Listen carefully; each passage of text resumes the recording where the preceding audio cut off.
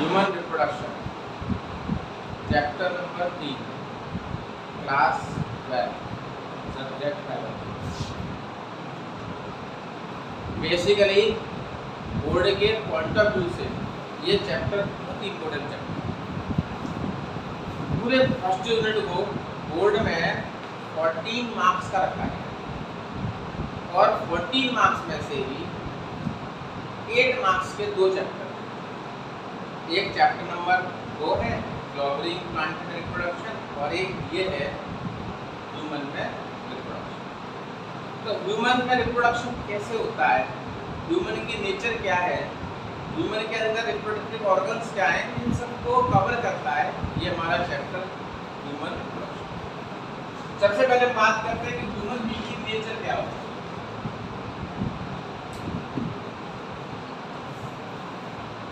Nature of human,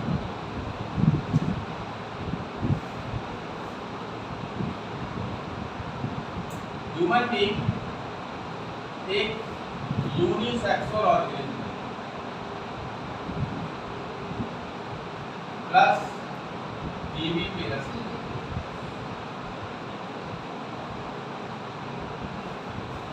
human being unisexual है, मतलब होता है कि ह्यूमन के अंदर मेल इंडिविजुअल और फीमेल इंडिविजुअल अलग अलग होते हैं। Male reproductive organ female reproductive अलग अलग इंडिविजुअल्स में मिलते हैं। और विविपेरस का मतलब है कि ह्यूमन की being give birth to their child. जैसे कुछ एनिमल होते हैं वो एग देते हैं तो उन्हें ओविपेरस कहा जाता है, लेकिन ह्यूमन बीइंग इस मामले से बिल्कुल अलग है। वो सीधे सीधे चाइल्ड को बर्थ देता है, उनमें चाइल्ड का डेवलपमेंट फीमेल के यूटेरस में होता है, इसलिए ह्यूमन बीइंग को हमने विविपेरस कहा। ह्यूमन बीइंग के अंदर जो रिप्रोडक्शन है वो कुछ स्टेप्स से पूरा होता है। स्टेप्स ऑफ रिप्रोडक्शन,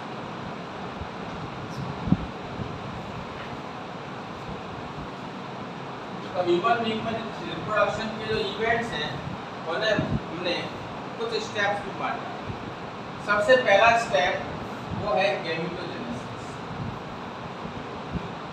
गैमेटोजेनेसिस का मतलब होता है गैमीट की फॉर्मेशन। मेल के अंदर गैमेटोजेनेसिस स्पर्मेटोजेनेसिस कहलाती है क्योंकि वहाँ पर गैमीट स्पर्म बनता है। फीमेल के अंदर गैमेटोजेनेसिस oogenesis कहलाती है क्योंकि वहाँ पर गैमीट एग बनता है। तो गैमेटोजेनेसिस भी 2 तरह की हो सकती है, whether it occur in male or female. When it occur in male, then it is called spermatogenesis.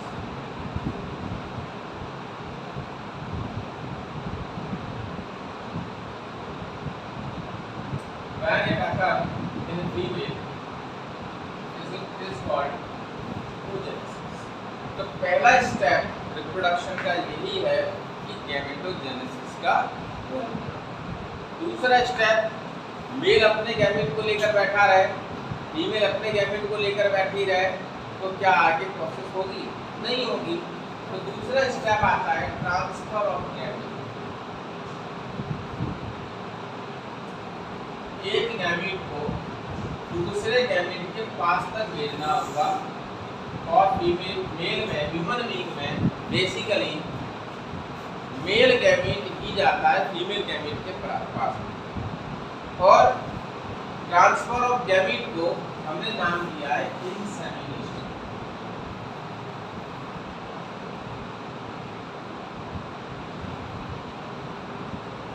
Semen की फॉर्म में मेल गैमेट फीमेल पार्ट के अंदर ट्रांसफर किया जाता है।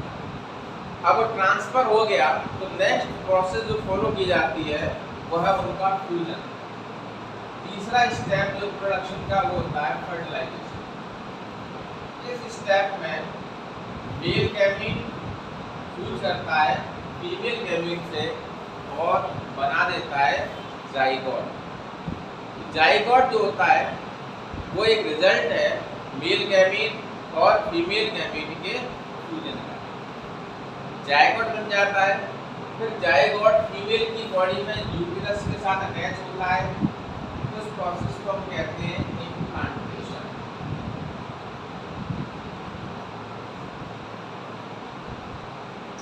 फर्टिलाइजेशन का जो रिजल्ट है उसको यूटेरस के साथ अटैच करना फर्दर डेवलपमेंट के लिए, तो उस प्रोसेस को हम कहते हैं इम्प्लांटेशन। नेक्स्ट स्टेप आता है रिप्रोडक्शन का, वह है गेस्टेशन। गेस्टेशन में जो जाइगोट है वो पूरा डेवलपमेंट करता है और डेवलपमेंट करने के बाद में एक बेबी के रूप में तैयार होता है। तो फर्टिलाइजेशन से लेकर और बेबी के बर्थ से पहले तक का जो समय होता है, फर्टिलाइजेशन हुआ यहाँ पे, उसके बाद इम्प्लांटेशन हुआ, उसके बाद उसका ग्रोथ होता रहेगा। तो फर्टिलाइजेशन से लेकर और बर्थ तक के बीच का जो समय है उसको हमने गेस्टेशन कहा है। और फाइनली जब बेबी पूरा तैयार हो जाता है तो उसका बर्थ होता है। बर्थ की प्रोसेस को हम कहते हैं पार्चुरेशन। तो these are the basic steps जिनमें कि ह्यूमन के रिप्रोडक्शन को पूरा किया जाता है। सबसे पहला स्टेप गैमेटोजेनेसिस, जिसमें गैमेट तैयार होंगे, मेल के अंदर अपने गैमेट तैयार होंगे, फीमेल के अंदर अपने गैमेट तैयार होंगे। मेल के गैमेटों को स्पर्म कहते हैं, फीमेल के गैमेटों को एग कहते हैं। मेल के गैमेट के बनने की प्रोसेस स्पर्मेटोजेनेसिस कहलाती है और फीमेल के गैमेट के बनने की प्रोसेस oogenesis कहलाती है। जब गैमेट बन गए they will approach to each other. अब फीमेल गैमेट डाली तो मेल गैमेट डालता है। Insemination is a process by which male gamete is transferred to the near the female gamete. Then both of the gamete fertilize, they form zygote. Zygote attached with the uterus, that is for implantation. And during the time duration between fertilization before the birth, that is called gestation, and the process of birth of baby, उसे हमने नाम दिया parturition. These are the basic steps of the reproduction in human. Before we move further in the reproduction topic, we have to discuss gametogenesis, the first step. But to discuss the gametogenesis, we have to know the site of the gametogenesis. Gametogenesis पढ़ना है, लेकिन वो कहाँ होता है, कैसे होता है, उसके बारे में पढ़ना है। तो इसलिए सबसे पहले हम गैमेटोजेनेसिस की साइट में बात करते हैं। स्पर्मेटोजेनेसिस की साइट होती है मेल रिप्रोडक्टिव सिस्टम और oogenesis की साइट होती है फीमेल रिप्रोडक्टिव सिस्टम। तो हमने बेसिकली बात की हमने मेल रिप्रोडक्टिव सिस्टम पर। शुरुआत यहाँ से करें कि मेल रिप्रोडक्टिव सिस्टम कैसा होता है, उसमें क्या क्या चीज़ें होती हैं और उसमें ये प्रोसेस स्पर्मेटोजेनेसिस की प्रोसेस कैसे होती है, तभी हम आगे बढ़ पाएंगे।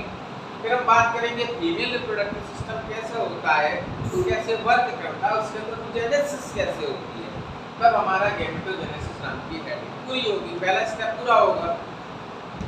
तो शुरुआत करते हैं मेल रिप्रोडक्टिव सिस्टम से।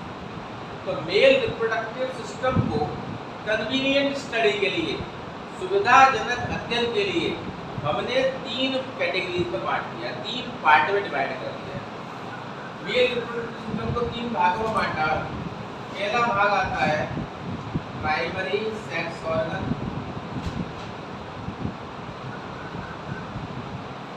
दूसरा भाग आता है सेकेंडरी सेक्स ऑर्गन,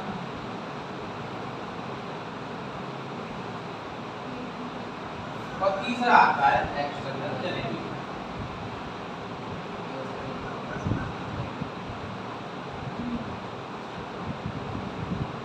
तो हमने 3 भागों बांट दिए। प्राइमरी सेक्स ऑर्गन में बेसिकली वो भाग आता है जिसमें गैमीट बनता है, यानी कि gamete producing part.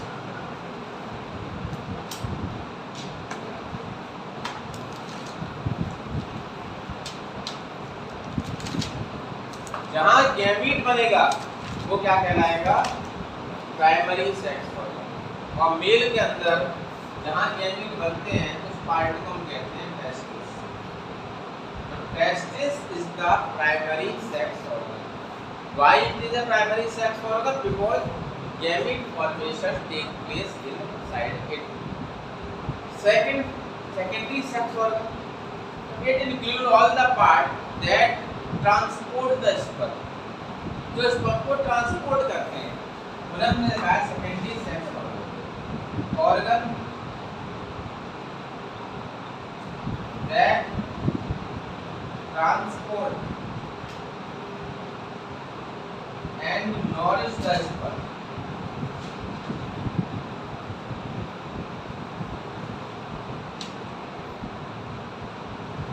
We called that secondary sex organ।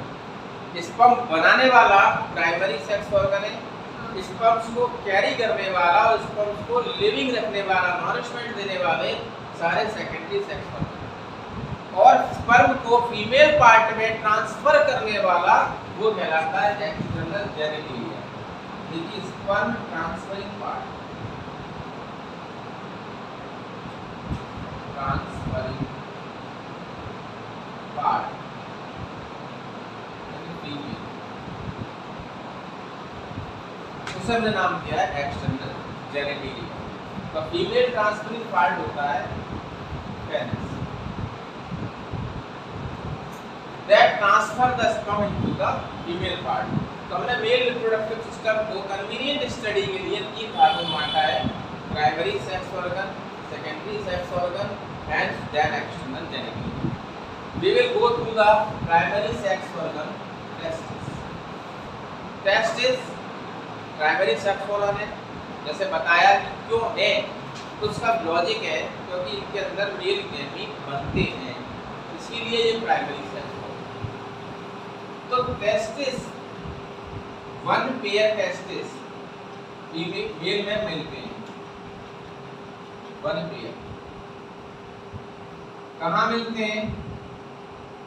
Extra abdominal scrotum, यानी कि ये एब्डोमेन के बाहर होते हैं और स्क्रोटम नाम के पाउच में सैक लाइक स्ट्रक्चर में मिलते हैं। इसके पीछे भी एक जोरदार लॉजिक है कि स्क्रोटम में क्यों मिलते हैं।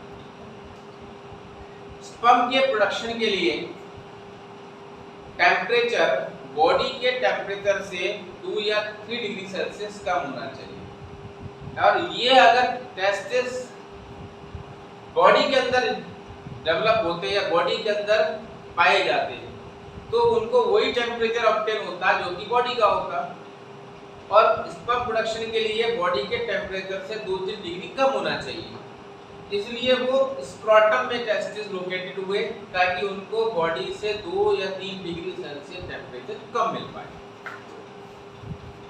टेस्टिस की outer most covering, protective covering, उसको कहा जाता है ट्यूनिका एल्ब्यूजिनिया।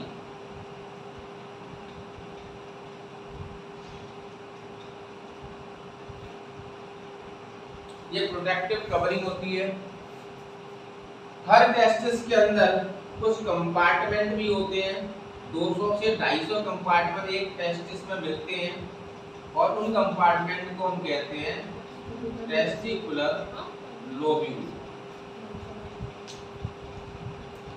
उन कंपार्टमेंट को हम कहते हैं टेस्टिकुलर लोब्यूल, और हर टेस्टिकुलर लोब्यूल में 2 से 3 हाईली कॉइल्ड सेमनीफेरस ट्यूब्यूल मिलती है। सेमनीफेरस ट्यूब्यूल मैं आपको डायग्रामेटिकली दिखाता हूं। सबसे पहले टेस्टिस एक ओवल शेप्ड स्ट्रक्चर होती है और उसकी प्रोटेक्टिव कवरिंग को नाम दिया जाता है ट्यूनिका एल्ब्यूजिनिया।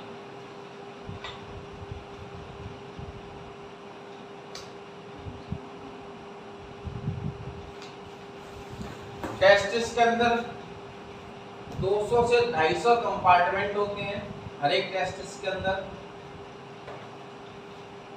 इन कंपार्टमेंटों को हम कहते हैं टेस्टिकुलर लोब्यूल, और इन कंपार्टमेंटों के अंदर हर एक कंपार्टमेंट के अंदर 2 से 3 हाईली कॉइल्ड सेमनीफेरस ट्यूब्यूल्स देखने को मिलते हैं, जहां एक्चुअली स्पर्म का प्रोडक्शन होता है।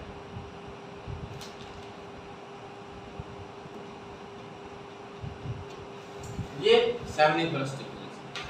तो टेस्टिस की कवरिंग का नाम ट्यूनिका एल्ब्यूजिनिया, टेस्टिस के कंपार्टमेंट उनका नाम टेस्टिकुलर लोब्यूल, और टेस्टिकुलर लोब्यूल के अंदर ये हमें दिखाई दे रहे हैं सेमनीफेरस टिब्यूल।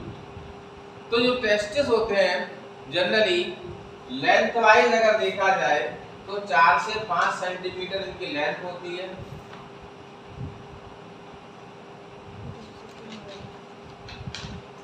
और 2 से 3 सेंटीमीटर उनकी ब्रेथ होती है। साइज की बात करें, शेप ओवल होता है, एग जैसे होते हैं। तो इस टेस्टिस की एक्सटर्नल स्ट्रक्चर है। अब इनके अंदर हम जाएंगे, उससे पहले एक्सटर्नल स्ट्रक्चर हमें क्लियर होनी चाहिए।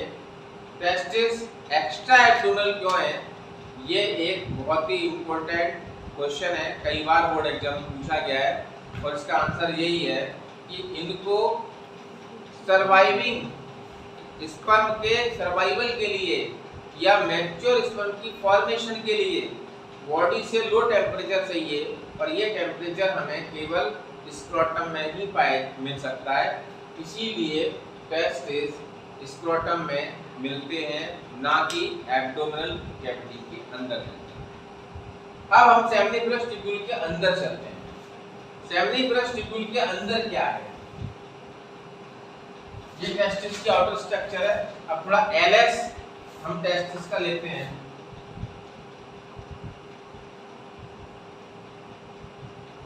टीएस और टेस्टिस हम स्टडी करते हैं। तो हमें सेमनीफेरस टिब्यूल्स का सेक्शन दिखाई देता है। हर सेमनीफेरस टिब्यूल के कवरिंग को हम कहते हैं जर्मिनल एपिथेलियम। तो सेमनीफेरस टिब्यूल को लाइन करने वाली जो सेल्स होती हैं उन्हें हम कहते हैं जर्मिनल एपिथेलियम।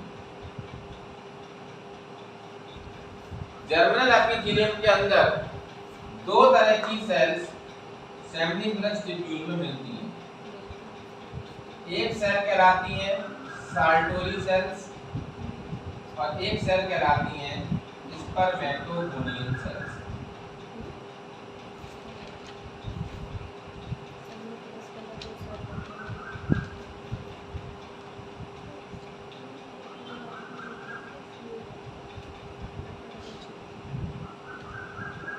ये जो सेल दिखाई दे रही हैं ये है स्पर्मेटोगोनियम सेल, जो स्पर्म बनाएंगी, और स्पर्म बनने के बाद में अपने फूड के लिए साल्टोरी सेल्स के पास आएंगे, वहां से अपना फूड ऑब्टेन करेंगे। तो साल्टोरी सेल्स का काम होता है स्पर्म्स को नरिशमेंट देना। तो दो तरह की सेल्स सेमनीफेरस टिब्यूल के अंदर मिलती हैं। एक सेल जिन्हें हमने नाम दिया है साल्टोरी सेल, और एक सेल जिन्हें हमने नाम दिया है spermatogonial cell.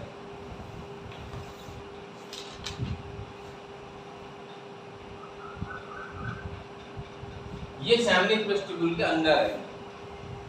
In between the seminiferous tubule, जैसे एक सेमनीफेरस टिब्यूल ये है, एक और मैं सेमनीफेरस टिब्यूल बना देता, तो उनके बीच में कुछ सेल्स का ग्रुप पाया जाता है, इनको कहते हैं लेडिंग सेल्स। और लेडिंग सेल्स ये एक मेल सेक्स हार्मोन है टेस्टोस्टेरोन, उसको रिलीज करने का काम करते हैं।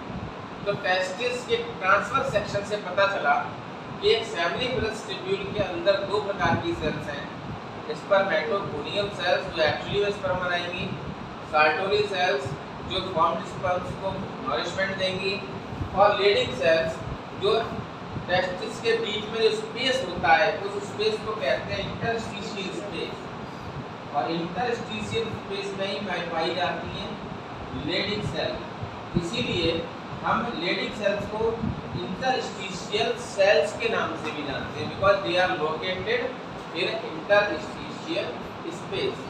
This is the primary sex organ testis. It's all about the primary sex organ testis. हमने क्या क्या सीखा कि टेस्टिस ह्यूमन मेल के अंदर संख्या में 2 होती हैं, स्क्रोटम में पाई जाती हैं। स्क्रोटम में इसलिए पाई जाते हैं कि 2 से 3 डिग्री कम टेम्परेचर अवेलेबल हो पाए। हर एक टेस्टिस की लंबाई 4 से 5 सेंटीमीटर होती है। हर एक टेस्टिस की डेप्थ 2 से 3 सेंटीमीटर होती है। हर टेस्टिस का शेप ओवल होती है। हर टेस्टिस जो होती है उसके अंदर उसकी एक्सटर्नल प्रोटेक्टिव कवरिंग को ट्यूनिका एल्बुजिनिया कहते हैं। हर टेस्टिस के अंदर छोटे छोटे 200 से 250 कंपार्टमेंट होते हैं जिन्हें हम टेस्टिकुलर लोब्यूल कहते हैं। और हर कंपार्टमेंट के अंदर 2 से 3 हाईली कॉइल्ड सेमिनिफेरस ट्यूब्यूल्स मिलते हैं जिन्हें हम जो एक्चुअली में स्पर्म प्रोड्यूसिंग साइट है। अब टेस्टिस का क्रॉस सेक्शन लेते हैं तो हमें पता चलता है कि हर सेमिनिफेरस ट्यूब्यूल के अंदर 2 तरह की सेल्स हैं, एक साल्टोली सेल्स हैं, एक स्पर्मेटोगोनियम सेल्स हैं। स्पर्मेटोगोनियम सेल्स स्पर्म बनाएंगी और साल्टोली सेल्स स्पर्म को न्यूट्रिशन देंगी। सेमिनिफेरस ट्यूब्यूल्स के बीच में जो स्पेस होता है उसे इंटरस्टिशियल स्पेस कहते हैं। इंटरस्टिशियल जो स्पेस होता है उसमें कुछ सेल्स होती हैं जिन्हें हम लीडिंग सेल्स या इंटरस्टिशियल सेल्स कहते हैं, जो कि एक मेल सेक्स हार्मोन जिसका कि नाम है टेस्टोस्टेरोन उसको रिलीज करते हैं। तो it's all about the primary sex organ testis. अब हम बात करते हैं सेकेंडरी सेक्स ऑर्गन। जैसा कि मैंने बताया सेकेंडरी सेक्स ऑर्गन में बेसिकली वो चीजें आती हैं जो स्पर्म्स को कैरी करेंगी और स्पर्म्स को नरिश करेंगी। तो उनमें मेनली डक्ट सिस्टम और ग्लैंड सिस्टम आता है। तो सेकेंडरी सेक्स ऑर्गन जो है उनमें 2 कैटेगरी में हमने बांटा गया है।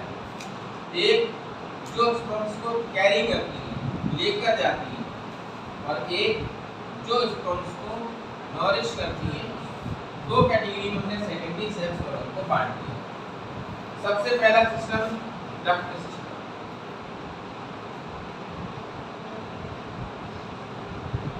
और दूसरा पार्ट हमने नाम दिया ग्लैंड सिस्टम।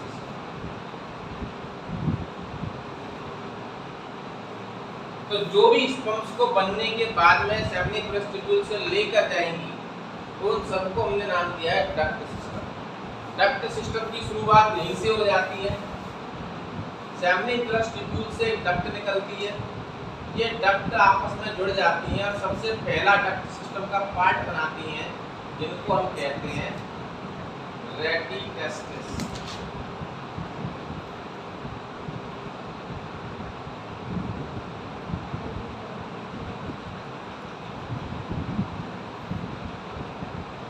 तो डक्ट सिस्टम में सबसे पहली चीज आती है rete testis. It is a network of duct arise from the seminiferous tubule। seminiferous tubule से निकलने वाली डक्ट जब मिल जाती हैं आपस में तो एक नेटवर्क बना लेती हैं। उसी नेटवर्क को हम कहते हैं रेटिटेस्टिस। रेटिटेस्टिस से 10 से 15 छोटी छोटी डक्ट निकलती हैं। इन डक्ट को हम कहते हैं वासा इफ्रेंशिया। ये डक्ट कहलाती हैं वासा इफ्रेंशिया।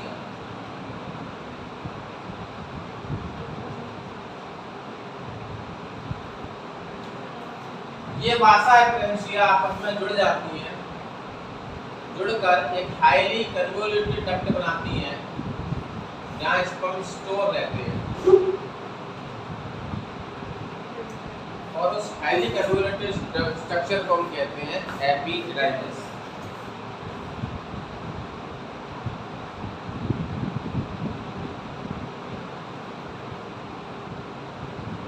एपिडिडाइमिस स्क्रोटम को रिलीज कर देता है और हमारी एब्डोमिनल कैविटी में एंटर करता है स्क्रोटम को छोड़ते हुए।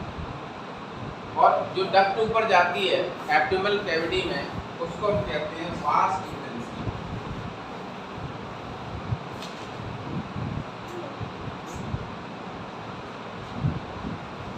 वास डिफरेंशिया एक ग्लैंड है सेमिनल वेसिकल, उसकी ग्लैंड से जब जुड़ जाती है तो बनाती है इजैकुलेटरी डक्ट।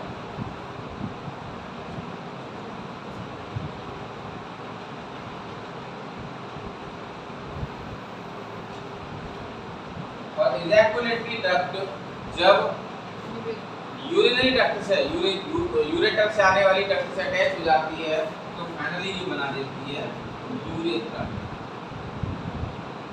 और यूरेथ्रा आउटसाइड द बॉडी होती है बाई यूरेथ्रल मीटर्स।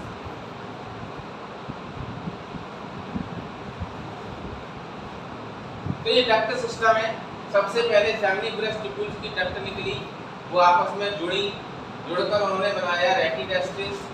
रेटिटेस्टिस से 8 से 10 छोटी-छोटी फाइन डक्ट निकलती हैं, वो बनाती है वासा एफरेंशिया। वासा एफरेंशिया आपस में कलेक्ट होकर हाईली कन्वोल्यूटेड डक्ट बनाती हैं, उसको हम कहते हैं एपिडिडाइमिस। एपिडिडाइमिस से एक डक्ट निकलती है जो एब्डोमिनल कैविटी में ऊपर एंटर करती है, वासा डिफरेंशिया। वासा डिफरेंशिया हमारी ग्लैंड है जिसे हम पढ़ने वाले हैं, उसकी डक्ट से अटैच हो जाती है, बनाती है एजैकुलेटरी डक्ट। एजैकुलेटरी डक्ट जब यूरेटर से आने वाली यूरिनरी ब्लैडर से आने वाली डक्ट से जुड़ती है तो बनाती है यूरेथ्रा। और यूरेथ्रा की एक्सटर्नल ओपनिंग जो बॉडी के बाहर जुड़ती है उसको हम कहते हैं यूरेथ्रल मीटर्स। तो ये हमारा डक्ट सिस्टम जो सेकेंडरी सेक्स ऑर्गन उसको कैरी करने वाला है। 3 ग्लैंड हैं जो कि हमारे ग्लैंड सिस्टम में आती हैं। एक है सेमिनल वेसिकल,